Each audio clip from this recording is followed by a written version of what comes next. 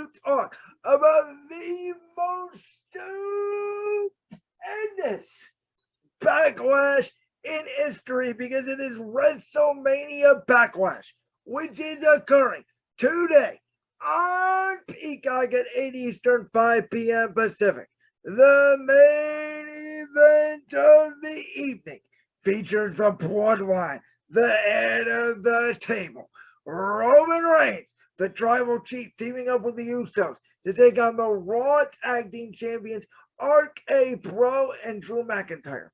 Now, the way this match came about was RK Bro and the Usos were set for a title unification match, but Roman Reigns said, we ain't gonna do that, son. And then Drew McIntyre came out a couple weeks ago on SmackDown and tried to claymore Roman Reigns, and now we got ourselves a six-man tag team match at WrestleMania 38, the most stupendous WrestleMania in history. The tribal chief became the undisputed WWE Universal Champion. And I mentioned in my preview for that match, I thought Roman Reigns was going to win.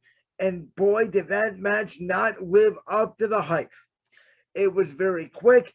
It was dull. It was a typical Roman Brock match. I thought it was going to be the best match those two have had. And I got to admit, for a main event of WrestleMania, I thought it flopped. It looked like Roman Reigns pulled his shoulder out of the socket, which it looked like that was one of the reasons why the match got called early. But regardless, Roman Reigns is now without a doubt the king of the castle in WWE. But I think WWE sort of booked themselves into a corner here because, in my opinion, and this was my problem with making it a title unification match at WrestleMania. Roman Reigns has not been on Raw every week. He has not been on SmackDown every week.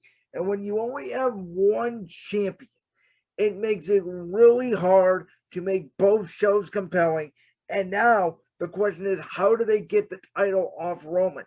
And I think it's one of the reasons why they backtracked on doing RK Bro versus the Usos, which I still believe, without a doubt, should have been the match. It would have main evented the pay-per-view, title for title unification match. The way I would have booked that match, I would have had Randy Orton and Riddle, RK Bro win the SmackDown Tag Team titles. Because I would have said, instead of WWE doing what WWE always does and putting the titles on every member of a stable and making that stable dominant, I would have said Roman Reigns is the only one. He is the big oops. Roman Reigns is the only one that can hold both championships in his family. That's the storyline I would have gone with it. Regardless, I think this match is going to be a really, really fun match. And I could see Roman Reigns, because it's non-title. Could anybody else see Reigns potentially taking the fall here tonight? Because I could. And I really believe it's a possibility that, finally, after what was it, 2-3 years, maybe by disqualification, whatever the case may be, maybe Roman Reigns technically loses a match tonight at WrestleMania BackLash. The next match on the docket is a WrestleMania rematch, just like almost all of these matches are, between Charlotte Flair and Ronda Rousey for the SmackDown Women's Championship in an I Quit match. Now, we all know Charlotte Flair tapped out at WrestleMania. Referee Charles Robinson did not see it, but we all saw it. And now Ronda Rousey, who is the worst promo cutter in the history of promos, is looking to break Charlotte Flair's arm off.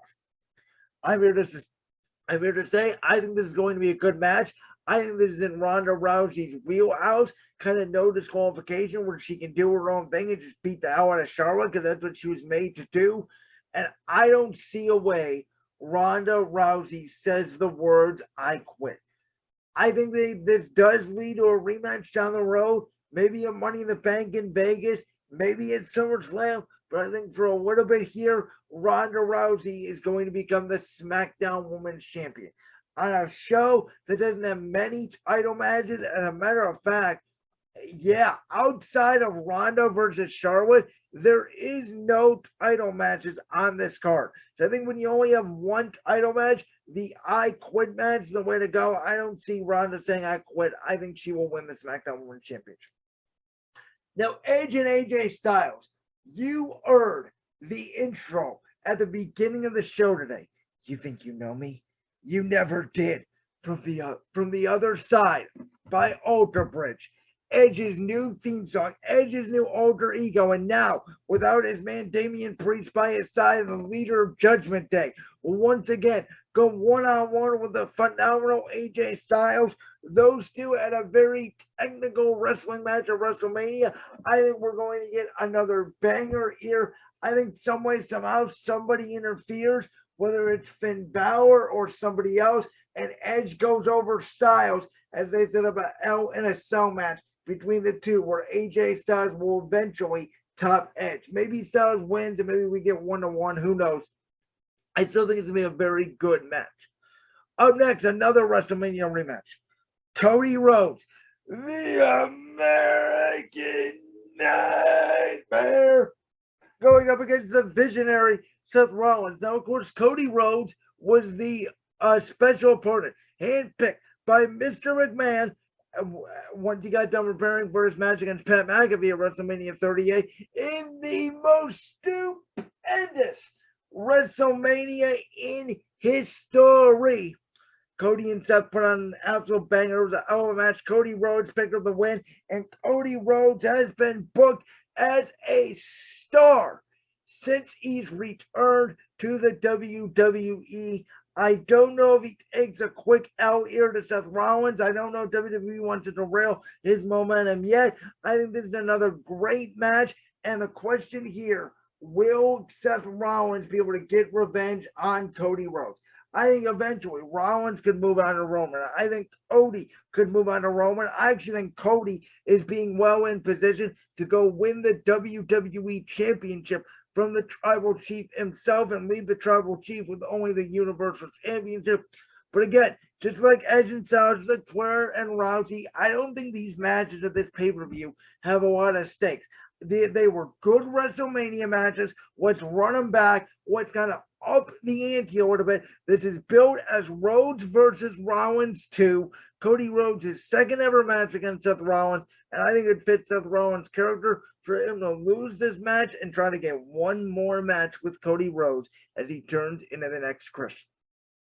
So Madcap Moss and Baron Corbin broke up at WrestleMania. Now they're fighting at WrestleMania Backlash. That is happening. And Almost is taking on Bobby Lashley. Bobby Lashley disposed of Almost quickly at WrestleMania, but now Almost as MVP by his side, and we'll see. I think Almost here does go over Lashley in the WrestleMania Backlash rematch. So that'll do it for WrestleMania Backlash. I don't think this is going to be that long of a show. Again, only 6 matches right now on the card. A lot of rematches. You got Edge and Styles in a rematch. You got Flair and Rousey in a rematch. Cody and Rollins in a rematch. And Almost and Lashley in a rematch. I do think the Borderline McIntyre and RK Bro do main event the show. I think it's going to be filler pay-per-view. Obviously, WWE is doing a lot more stadium-built shows this season. I think it's good for business. I'm looking forward to Money in the Bank, SummerSlam, Clash at the Castle in the UK, Crown Jewel, Survivor Series in Boston. But I think, for this pay-per-view is a little bit of a filler pay-per-view for WWE. If I'm being honest, I don't even know that pay-per-view is needed.